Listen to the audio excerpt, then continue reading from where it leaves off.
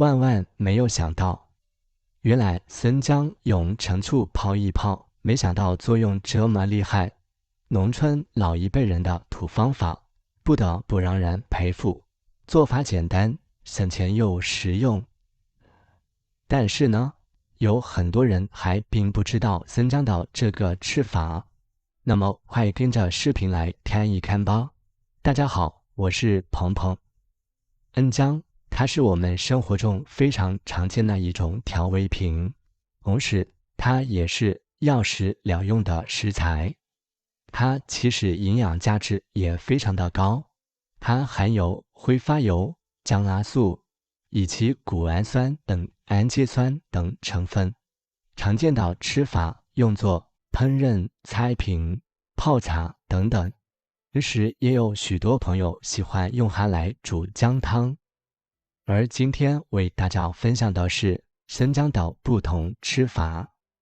首先准备一块生姜放入碗中，这里我们需要先把生姜表面给清洗一下，因为表面有许多的泥土。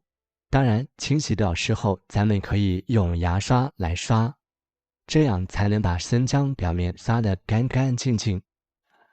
而如果是比较嫩的生姜，就不用这一步操作。像这种生姜它比较老，表皮也有许多干枯的位置，因此我们可以给它先刷洗一下。当然也可以选择去除生姜皮，而去除生姜皮的时候，有很多人喜欢用刀来刮，或者直接削掉生姜皮，其实挺危险的。这里我们可以用一个勺子，这样就可以很轻松快捷地把生姜皮给刮掉，并且勺子它非常的安全，并不会像是用刀去生姜皮那样危险。其实去除生姜皮，许多饭店里面也是用的这种方法。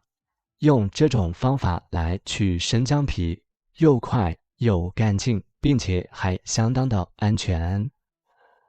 刮好生姜皮之后，用水冲一冲，可以看见生姜已经非常干净了。而这些干枯掉的地方，我们可以用刀给它削掉，以免影响口感哦。亲爱的朋友们，知道平时你去除生姜皮的时候是用的哪种方法呢？如果你有更多的生姜皮去除方法，那么也可以分享出来哟。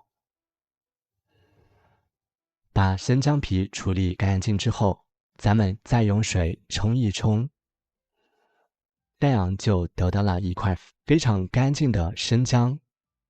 接下来把生姜放在菜板上，与此同时，我们可以用纸巾把生姜表面残留的水分给它擦拭干净。亲爱的朋友们，视频已经看到这里了，制作视频不易，请用你发财的手给我点个赞吧。你的每一个点赞都是对我最大的支持和鼓励，谢谢。最后我们只需要再把生姜给它切成生姜片，不要太厚，也不要太薄，这样可以让生姜当中的营养成分释放得更加充分。接下来再改刀把它切成生姜丝，切好之后放入一个干净无水的小碗中。接下来咱们再准备一瓶陈醋。陈醋是我们生活当中非常常见的一种调味品，即体现在一个字酸。其实陈醋它也有一定的药用价值，当然如果家里没有陈醋，我们也可以用这种香醋来代替，亦或者是白醋也是可以的。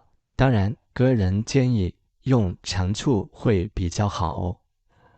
接下来我们只需要把陈醋倒入生姜当中，直到将所有的生姜浸泡入其中即可。像平时家里面的陈醋和生姜这两种调料品它们搭配在一起，这种做法你没有见过吧？是有很多朋友都没有听说过哟。